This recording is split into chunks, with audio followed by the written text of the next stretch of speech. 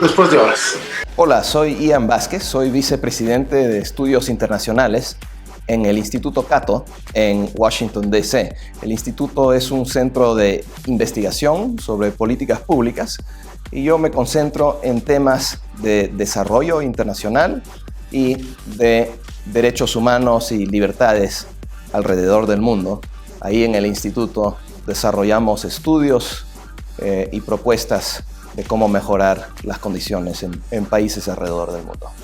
Me dio mucho gusto poder apoyar el debate de ideas que hace mucha falta en México, sobre todo desde el punto de vista liberal, que después de todo es apoyar el debate desde un punto de vista que considera que hay que respetar la dignidad del individuo en todas las dimensiones de libertad.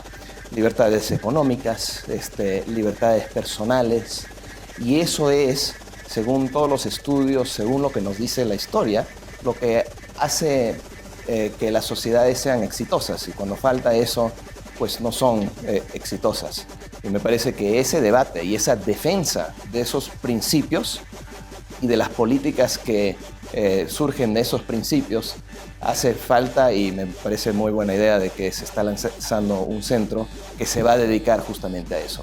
Latinoamérica tiene una tradición centralista de gobiernos que no han sido limitados en sus poderes y a través del tiempo se han desarrollado algunos valores culturales que no son de los más propicios para poder aceptar que los grandes problemas se resuelven no por un orden desde arriba para abajo, sino por un orden espontáneo, hay que decirlo, de la libre interacción de las personas, como es el caso de los países exitosos.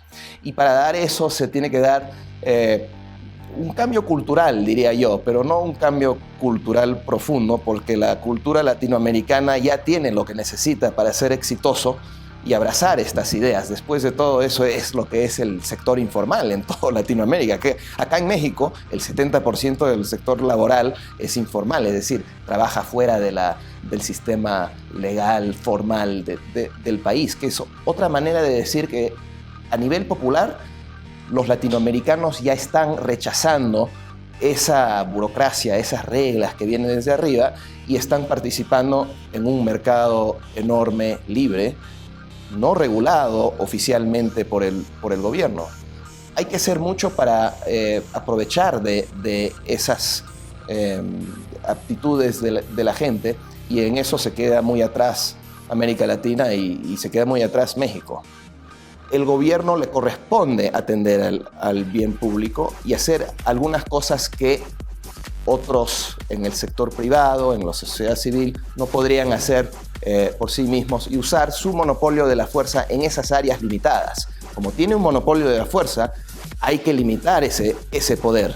Lo que pasa es que en Latinoamérica se va mucho más allá y empieza pues el gobierno a crear empresas, producir cosas que no deben hacer, proteger a ciertas industrias bajo la idea de que el gobierno sabe qué industria va a tener éxito. Todo eso tiene un historial pobre y explica por qué Latinoamérica es pobre. En el camino, por atender a 1000 cosas que no deben estar atendiendo, que no tienen nada que ver con el bien público, los gobiernos latinoamericanos hacen un mal trabajo de atender a lo que tienen que atender, es decir, a la justicia, al Estado de Derecho, a proteger a la seguridad, a proteger a la propiedad de la gente común y corriente. La mayoría de las personas en América Latina, los gobiernos ni reconocen su propiedad privada. O sea, todos sabemos que tienen este negocio o tienen esta casa, pero no tienen título, por ejemplo. O sea que hacen un pésimo trabajo de lo que deben estar haciendo cuando empiezan a atender a 1000 cosas que no deben estar atendiendo.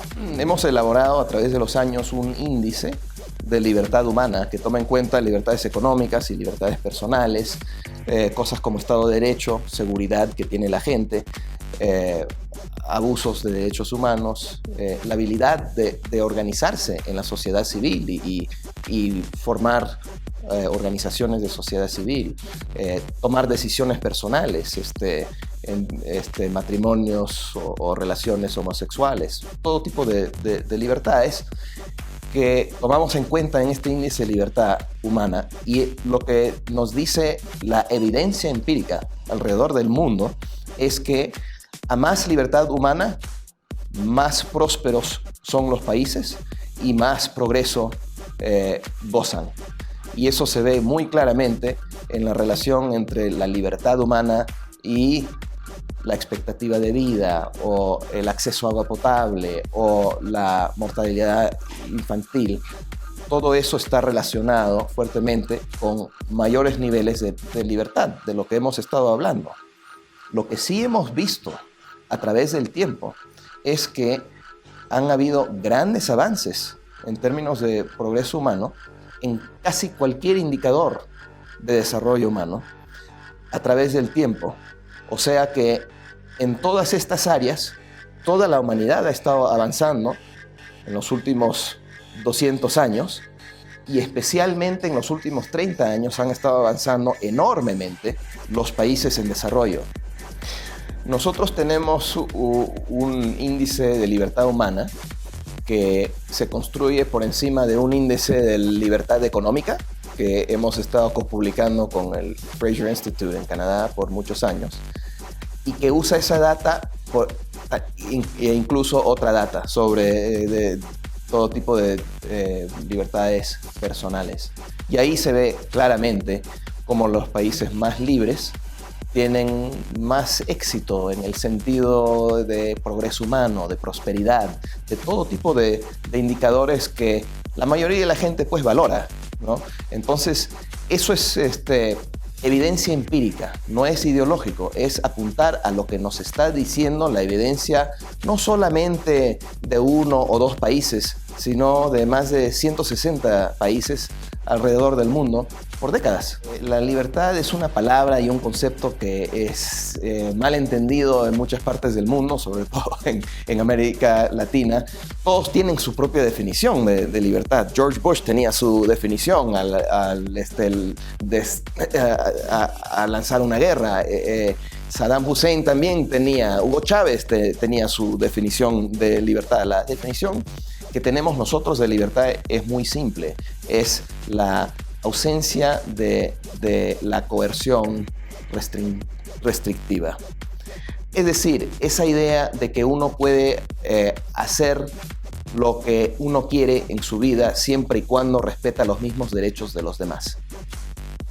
Ser el dueño de tu propio proyecto de vida sin violar los derechos de los demás. Ese es nuestro concepto de libertad humana. El liberalismo no es de derecha, tampoco es de izquierda. El liberal ve el espectro político, ideológico de otra manera.